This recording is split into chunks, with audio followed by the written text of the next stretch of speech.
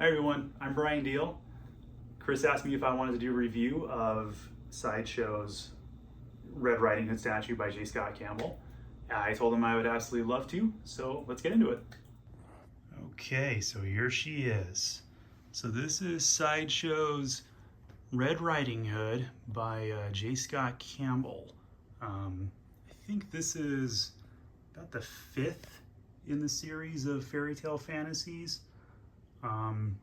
I got number 520 out of 2,000, and this is the exclusive. Exclusive comes with this metal plate print. So she's about 19 inches tall and about 8.5 inches wide and deep. So she's got a rather small footprint. 19 inches is pretty considerable for being about, what, a 5th scale, I want to say. But if you're a quarter scale collector, she'll fit very nicely in the collection, I think. So she was sculpted by Steve Schumacher, who was also the sculptor on the new premium format Catwoman. Painted by, and I'm going to probably butcher his name, or her name, Chi Izuma, or Izuma. Also responsible for painting a couple of the other J. Scott Campbell statues, as well as the premium format Catwoman, and the Black Canary, the new premium format Black Canary. So getting up close though, you can see it's kind of interesting that this was a little bit off on the base, like a sticker or something that came out the corner there on mine, but not a big deal. I think she was about 6 or 7 pieces to put together. The base is, I like that they did a black base down here to really contrast the snow. If you get really close, you can see the texturing on the snow, which is really cool. Really neat paint process that they did there. I love the branches coming out like a hand. I love the wolf footprints, which are in front of her too. So nice storytelling element there, almost as if she's the hunter and the wolf is the prey. But just to get a little bit, just get some close-ups to show you everything going on with her. Now this arm with the basket is actually heavier than I thought it was going to be, and I was a little worried that it was going to stay on because it keys in right here at the base of the glove, or well, top of the glove. But it's a pretty strong magnet. I don't think there's really anything to worry about, and she's been put together for a couple days and nothing's dropped yet, so they use some pretty good magnets there. Tree keys in right down there at the base. I would have done an unboxing video, but I actually had it unboxed before I was asked to do the review, so I apologize. Moving up, there's just more of her. I mean, look at the face on her. I mean, is that just about the best it's gonna get? I don't know that there's a better face that they've sculpted for these statues, or maybe just J. Scott Campbell, I don't know.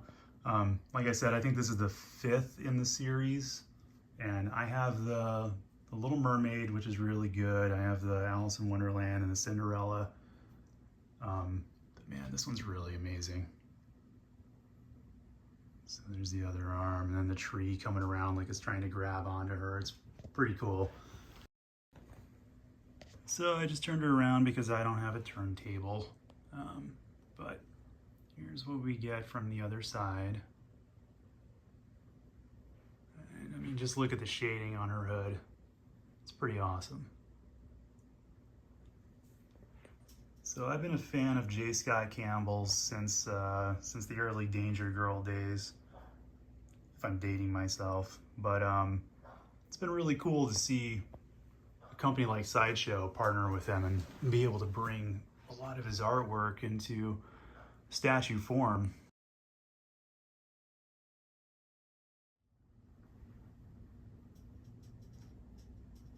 So she's retails for about $350 for the exclusive. Made 2,000 of her. So I was at Comic-Con the mid-2000s, and J. Scott Campbell was doing an autograph signing, and he was doing little sketches in the sketchbook if you bought a sketchbook from him, which I did. And I was waiting in line, and not a ton of people in line, but there was enough to where it was taking a while to get up to meet him. And I just kept on waiting and waiting. I was there with a few friends, and they were ready to go to lunch, but I was ready to get my book signed, and kept on putting them off, and finally gave in because it was just taking a long time. So I left the line figuring I'd just go back there later, meet him a little bit later, and which never ended up happening, unfortunately.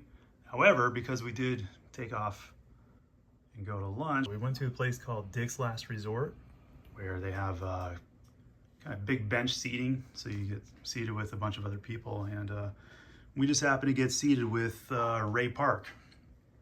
So I missed out on my signing with J. Scott Campbell, but I got to have lunch with Darth Maul, and had a margarita with him, which was pretty cool.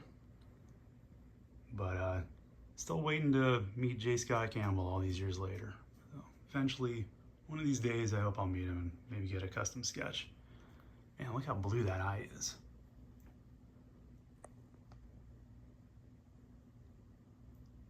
Pretty incredible. Really good statue. So there you have it.